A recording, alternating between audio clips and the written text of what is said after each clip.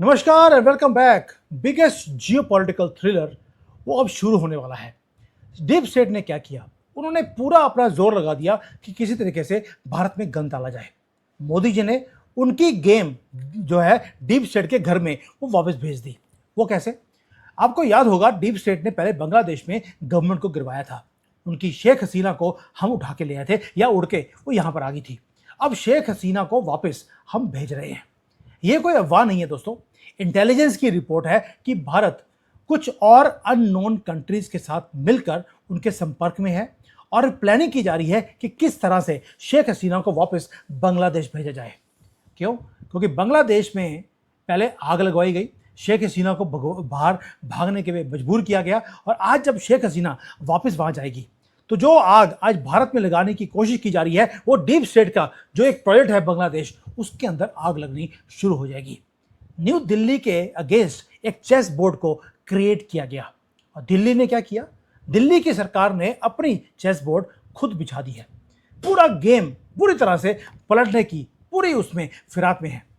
अब शेख हसीना, उसको अभी क्यों भेजा जा रहा है? Why and why now and why she has decided कि अभी परफेक्ट टाइम है अपने घर वापस जाने का, लॉन्ग विद हर कैबिनेट, क्योंकि उसके कुछ मंत्री हैं वो भी शेख हसीना के साथ भारत में रह रहे हैं पिछले 1.5 साल से। दोस्तों, ये बहुत ही ज़्यादा इंटरेस्टिंग मूव है मोदी जी की, और ये किस तरह से मोदी जी चेंज करने वाले हैं गेम को, ये समझाऊंगा बड़े डिटेल के अंदर। उसके लिए कुछ चीज़ें आपको सिस्टमेटिक मैं बताऊंगा, और एक मूव के अंदर हमने काउंटर किया है 3-4 ताकतों को। हमने काउंटर किया जो ये इस्लामिस्ट जिहादी हैं। हमने चाइना को, पाकिस्तान को, इवन की CIA को हमने एक मूव के साथ हमने चेकमेट दिया है। वो कैसे? लेकिन इसको बताने से पहले आपको 2 फ्री गिफ्ट्स मुझे देने हैं। बुक्स, 2 फ्री ई बुक्स दे रहा हूं मैं आपको। एक है इस्लाम की सच्चाई, इनकी एक एक हदीस, इनकी गंदी किताबों में से जो जो दरिंदगी है उसको पूरा एक्सप्लेन किया हुआ है एक किताब के अंदर। वो मैं दे रहा हूं दोबारा से फ्री ऑफ कॉस्ट। जाइए इसको डाउनलोड कर लेना। दूसरा एक किताब है, 90 साल के एक आदमी है, उन्होंने मुझे अपनी बुक भेजी। मुझे नाम सॉरी उनका भूल गया, भारतीय हैं वो। पार्टीशन को उन्होंने सरवाइव किया 1947 में। वो किस तरह से इन जाहिलों से, पाकिस्तान में बैठे हुए जाहिलों से कैसे उन्होंने अपने आप को बचाया जब वो सिर्फ 10 साल के थे। वहाँ से बच के वो कैसे भारत में आए। अगर आप बुक को पढ़ेंगे, छोटी सी बुक है, 30-35 पेज की, उनकी स्टोरी है, आपकी आंखें खुल जाएंगी इस्लाम की दरिंदगी के ऊपर और इन दरिंदों के ऊपर कि किस तरह से हमने इनसे बचकर अपनी फ्रीडम को लिया है।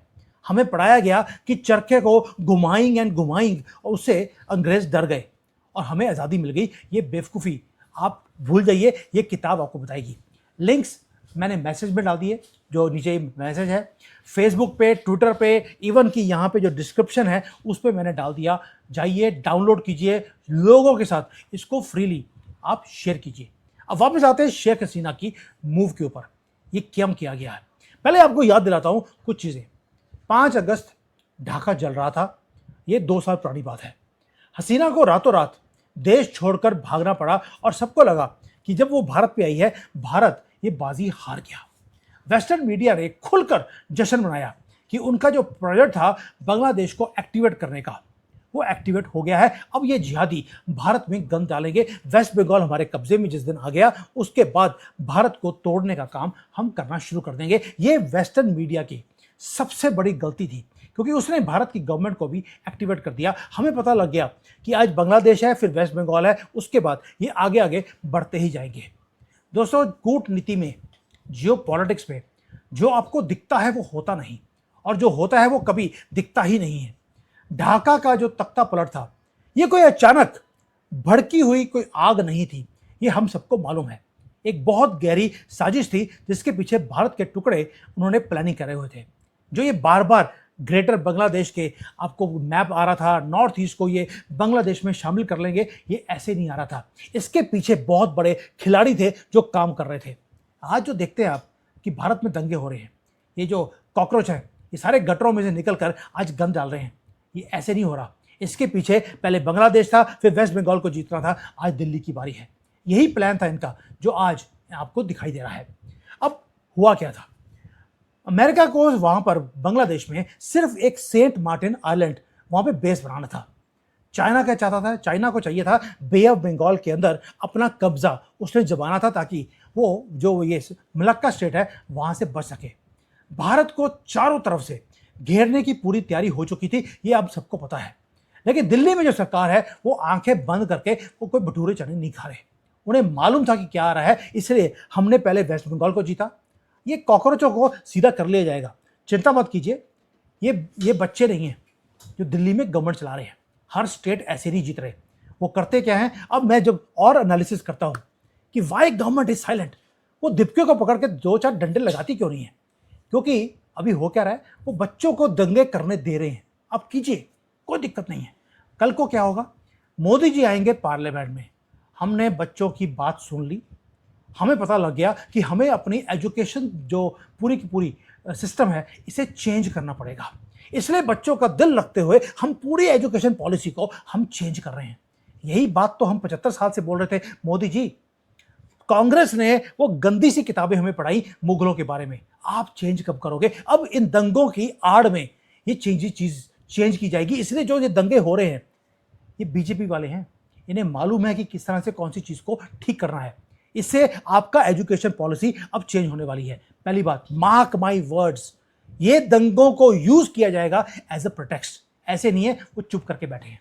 दूसरा, शेख हसीना को वापस भेजकर हमने क्या किया, जो आग हमारे घर में लगनी थी अब हम बांग्लादेश में लगाने वाले हैं। और पिछले 18 महीने से जो घटनाक्रम है, जो पूरा का पूरा साइकिल है, अब जोड़कर देखिए हुआ क्या है। बांग्लादेश में सबसे पहले एक इंपोर्टेड गवर्नमेंट जो टेम्पररी थी, सिर्फ 1.5 साल के लिए मोहम्मद यूनिस की गवर्नमेंट को बिठाया गया। और उसके आते ही क्या हुआ, वहां का माहौल जो था वो बिगड़ना शुरू हुआ। वहां पर बॉयकॉट इंडिया के नारे लगने शुरू हुए। वहां पे जो जिहादी थे वो सामने आए, हिंदुओं का कत्ल किया और उन्होंने बोलना शुरू कर दिया, हम नॉर्थ ईस्ट को काट के ले जाएंगे। बेवकूफ राहुल गंदगी की तरह है, अपना प्लान पहले ही बता दिया। उसके कारण जो पूरा का पूरा प्लानिंग है हमारी भी तेज हो गई। दोस्तों, इसके बाद हमने अपना स्ट्राइक बैक हमने करना शुरू किया। वो कैसे?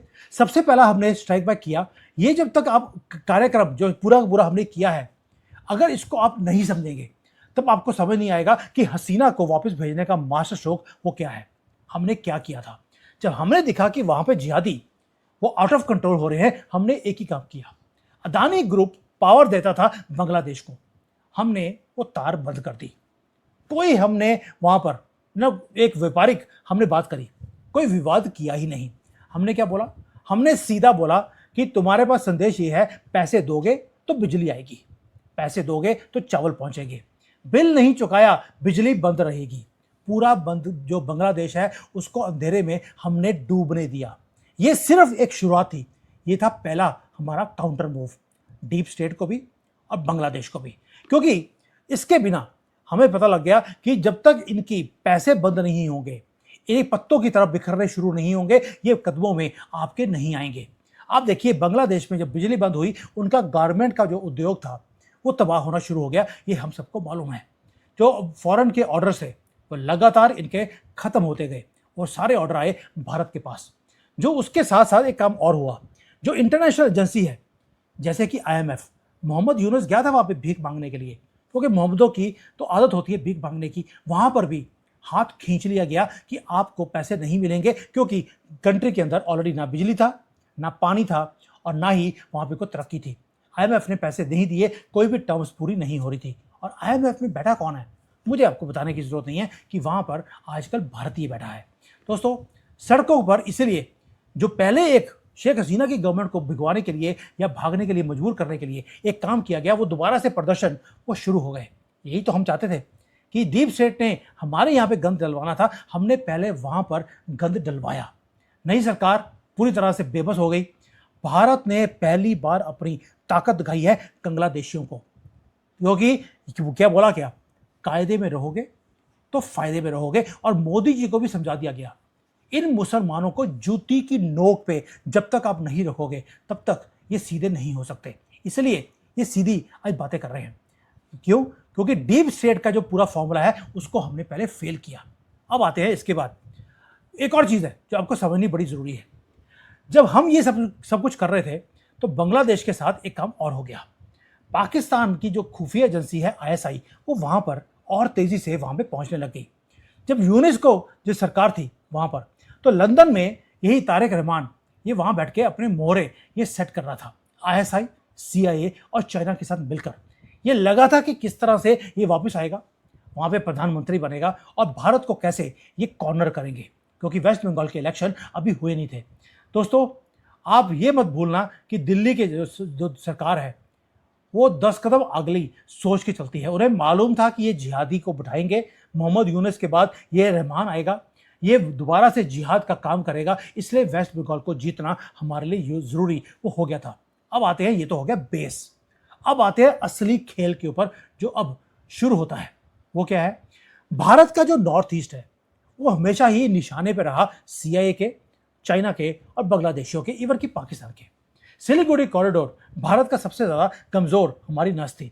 जब तो शेख हसीना थी, हमें सिलीगुड़ी कॉरिडोर के ऊपर कोई भी दिक्कत नहीं थी, और इसे जो चिकन एग बोलते हैं, इसको काटने की बात यही रहमान के आने के बाद और तेज़ हो गई। अगर ढाका में किसी तरीके से रहमान ने बिठा दिया चाइना को, तो हमारे नॉर्थ ईस्ट के लिए बहुत बड़ी प्रॉब्लम बन जाएगी। दिल्ली ने क्या किया भाई? हमने बड़ी समझदारी से हमने काम लिया है। हमने क्या किया? हमने कुछ नहीं किया बांग्लादेश के साथ, हमने वहां पे जापान को भेज दिया। मास्टर स्ट्रोक है ये। मास्टर स्ट्रोक ये है कि जो तीस्ता नदी का प्रोजेक्ट है उसमें रहमान ने कोशिश करी कि चाइना आ जाए, और उसके साथ साथ वहां पे जो एक पोर्ट बनना है, पोर्ट में भी वो चाइना को प्रोजेक्ट देने की कोशिश कर रहे थे। हर बहुत डॉलर फेंके गए चाइना की तरफ से, भारत ने कुछ नहीं किया। हमने काउंटर ऑफर दे दिया टेबल के ऊपर, जापान की मदद ली हमने, और जो उनका माता रबारी जो पोर्ट है वहां का निर्माण जापान की एक कंपनी है उसने शुरू कर दिया, ताकि चीन की जो पॉलिसी है बांग्लादेश का मिलकर भारत को तंग करने की और सीआई की, उसको हम काउंटर कर सके। ये था पहला मूव। दूसरा मूव हमने एक और किया, शेख हसीना तीसरा मूव है। दूसरा मूव है कि म्यांमार की जो सीमा है वहां पर जो अराकान आर्मी है, आजकल उसका दबदबा बढ़ता जा रहा है। पता नहीं महादेव की क्या कृपा है, उनके पास हथियार, ड्रोन्स, वो सब कुछ आने शुरू हो गए। बांग्लादेश के अंदर रोहिंग्या की प्रॉब्लम इतनी बढ़ गई है, उन्हें यह समझ नहीं आ रहा कि इन जानवरों का अब किया क्या जाए। बांग्लादेश में पूरी तरह से अराजकता जो फैलाने का काम है वो भारत ने बड़ी खूबसूरती से पहले वहां पर किया। और इस तबाही के बीच में तीसरी जो मूव है वो है हसीना की वापसी। वो है एक ही रास्ता जो भारत के पास रह गया था कि अगर भारत को इन कॉकरोचों से बचाना है तो इन कॉकरोचों की कंट्री जो बांग्लादेश है वहीं पर आग लगाई जाए। अब भारत की जो हमारी खुफिया एजेंसी है वो काम क्या कर रही है इस वक्त? वो कर रही है पर्दे के पीछे कई देशों के साथ हम बातचीत कर रहे हैं। क्या कर रहे हैं कि ये कूटनीति के अंदर कि हम एक जाल बिछा रहे हैं पूरा का पूरा, कि किस तरह से हसीना और उसके जितने भी नेता भारत में बैठे हैं वो सेफली वो बांग्लादेश वापस पहुंच जाए। दोस्तों, शेख हसीना को भी मालूम है ये परफेक्ट टाइम है बांग्लादेश में वापस जाने का। अब ये जो सफ़र है ये शेख हसीना के लिए कोई आसान होने वाला नहीं है, ये हमें भी मालूम है और शेख हसीना को भी मालूम है, क्योंकि वहाँ पे जो जिहादी हैं वो पूरी तरह से कोशिश करेंगे कि शेख हसीना अगर वापस आए तो आए नहीं, और अगर आए तो उसकी जान ले ली जाए। चीन पूरी ताकत लगाएगा, पूरा पैसा लगाएगा कि शेख हसीना वापस ना आ जाए, क्योंकि उसे मालूम है कि शेख हसीना वापस आई तो दंगे जो भारत में होने थे वो बांग्लादेश में होने शुरू होंगे, पूरी सुई वो चेंज हो जाएगी। लेकिन भारत के पास अब पीछे हटने का कोई और विकल्प रहा नहीं। अब हो क्या रहा है? हो ये रहा है कि जो हमारा ऑपोजिशन है वो क्या बोलेगा? वो बोलेगा देखिए आपने शेख हसीना को वापस भेजकर बड़ा ही गलत काम किया, जमकर निशाना किया जाएगा हमारे मोदी जी के ऊपर। कहा जाएगा कि हमारी जो विशेष जो ये फॉरेन पॉलिसी है वो फेल हो चुकी है, क्योंकि वहाँ पे शेख हसीना को मारने की कोशिश की जा रही है। भारतीय मीडिया वो दिखाएगा आपको एक ही तरह का अलाप विलाप जो ये अपोजिशन वाले करते हैं, और वेस्ट का नैरेटिव वो चुप्पी होगी, क्योंकि उन्हें मालूम है कि शेख हसीना के वापस जाने के बाद इनका प्रोजेक्ट बांग्लादेश वो कंप्लीटली आपने फेल कर दिया। दोस्तों, जो कूटनीति होती है वो टीवी डिबेट्स के ऊपर नहीं होती, वो शांत और लंबा एक युद्ध होता है, और ये मोदी जी करना चाहते हैं। अब होगा क्या? अब होगा ये कि जितने जितने कंट्रीज़ हैं जिन्होंने पूरा तख्ता पलट पहले बांग्लादेश में करवाया, फिर नेपाल में करवाया, फिर सपने ले रहे थे कि भारत के अंदर तख्ता पलट हो जाएगा, अब जश्न मनाने वाले लोग आज सर के ऊपर हाथ रख के बैठे हैं कि मोदी जी तुसी शेख हसीना को वापस भेजकर आपने ये क्या किया। यूएसए का डीप स्टेट, पाकिस्तान, उन्हें यह लग रहा था कि ये जो नियम है भारत के अब वो तय करेंगे, अब उन्हें समझ आ रहा है कि भाई वो फंस चुके हैं। ढाका में शेख हसीना का वापस पहुंचना एक सिरदर्द बनने वाला है इन सब के लिए। वहां पर अगर शेख हसीना मारी गई तो एक काम ही होगा कि वहां पर दंगे दोबारा से शुरू हो जाएंगे। और जो डीप स्टेट का एक प्लान है कि बांग्लादेश को भारत के अगेंस्ट यूज करना है, अब वो भारत को उसको बांग्लादेश को संभालना पड़ेगा डीप स्टेट को। इसलिए भारत इस सारे स्यापे के बीच में शेख हसीना को वापस भेज रहा है ताकि डीप स्टेट की जो नजर भारत के ऊपर है वहां से अलग होकर वो चली जाएगी उनके फेल्ड प्रोजेक्ट ऑफ बांग्लादेश। दोस्तों, भारत ने कोई गोली नहीं चलाई, कोई नैरेटिव हमने बदला नहीं, हमने सिर्फ शेख हसीना की वापसी हमने सिर्फ अभी प्लान की है, अभी अनाउंस भी करी नहीं है। ये कोई राजनीतिक घटना नहीं है, ये भारत ने अपना ईस्टर्न फ्रंट उसको और स्ट्रांग कर लिया। चिकन नेक के ऊपर बात करनी ऑलरेडी बंद हो चुकी है। भारत में कॉकरोच इस न्यूज के आने के बाद ऑलरेडी ये तितर पितर होते हैं ना, कहते हैं पंजाबी में, ये तितर पितर होने वाले हैं, वो होने वाला है। और उसी टाइम के ऊपर जो अंडमान निकोबार है वहां पर भी हमने अपनी सेना और अपनी नेवी को तैनात करना शुरू कर दिया। ये सब एक ही कड़ी के हिस्से हैं। अब आप देखिए, शेख हसीना को जब आप वापस भेजने की बात करेंगे, राहुल गंदगी आके बोलेगा इसको वापस मत भेजिए। हमने अंडमान निकोबार में अपना पोर्ट बनाने की कोशिश करी, उसने बोल दिया यहां पर आप पोर्ट मत बनाइए, क्योंकि चीन का जो प्लान है बे ऑफ बंगाल को अपने कब्जे में करने का, उसका लक्ष्य टूटता है। और जब चीन, उसका जो एक नाजायज बाप है राहुल गंदगी का, जब उसको पेन होती है तो राहुल गंदगी को इमीडिएटली ऑटोमेटिकली पेन होनी शुरू हो जाती है। दोस्तों, अब भारत अपनी पूरी ताकत को झोंकेगा कि किस तरह से डीप स्टेट का जो ये प्रोजेक्ट था कॉकरोच दो तरह के हैं। एक है कॉकरोच वो 10 करोड़ जो बांग्लादेश से भारत में भेजे गए और इनको बसाया गया। एक तो उन कॉकरोचों को अब सीधा करना है। दूसरा जो ये टेम्पररी कॉकरोच आपको दिखते हैं 2 दिन के चांदनी, उसके बाद अंधेरी रात, अब इनको सीधा किया जाएगा। और इसको सीधा करने का एक ही तरीका था, उन्होंने आपके कंट्री में युद्ध फैलाने की कोशिश करी, आप इन्हीं के प्रोजेक्ट में आप युद्ध फैला दें, इसलिए शेख हसीना वापस जा रही है। अगले कुछ हफ्तों में बहुत खतरनाक मूव्स हैं जो मोदी जी करने वाले हैं। मैंने पहले बोला आपको, हमने बांग्लादेश में आग लगाने का प्लान बना लिया। दूसरा, अपनी एजुकेशन पॉलिसी अब आप चेंज देखेंगे। आपको अगली नस्ल जो है, अगली जो जनरेशन है, वो गंदे मुगलों के बारे में कुछ नहीं पढ़ेगी, सिर्फ ये पढ़ेगी ये दरिंदे थे, ये जानवर थे। और अगर आपको अभी भी समझ नहीं आ रहा तो बुक्स मैंने आपको फ्री में दे दी, डाउनलोड कर लेना। दोस्तों, हर रोज आपको अब नई खबर आपको सुनाई देगी, क्योंकि ये जियो पॉलिटिक्स का सबसे बड़ा थ्रिलर अब शुरू होने वाला है। कई लोगों ने मुझे फ़ोन किया, एक दोस्त है मेरे चंडीगढ़ में, डॉक्टर हैं, उन्होंने फ़ोन किया कि मैं बड़ा परेशान हो गया हूँ कि यार ये क्या हो रहा है भारत में। मैंने उनको भी एक ही चीज़ समझाई, प्लीज़ ट्रस्ट योर लीडरशिप। मैं खुद परेशान था, मैंने खुद वीडियोस बनाई हैं, लेकिन जब मैं इसके अंदर डीपली गया कि यार वेस्ट बंगाल के अंदर भी हमने ममता बानो को कुछ नहीं बोला, उसको गलतियां करने दी, उसकी गलतियां जब चरम सीमा पे पहुंच गई तो लोगों ने मिलकर उसकी सत्ता को उखाड़ दिया।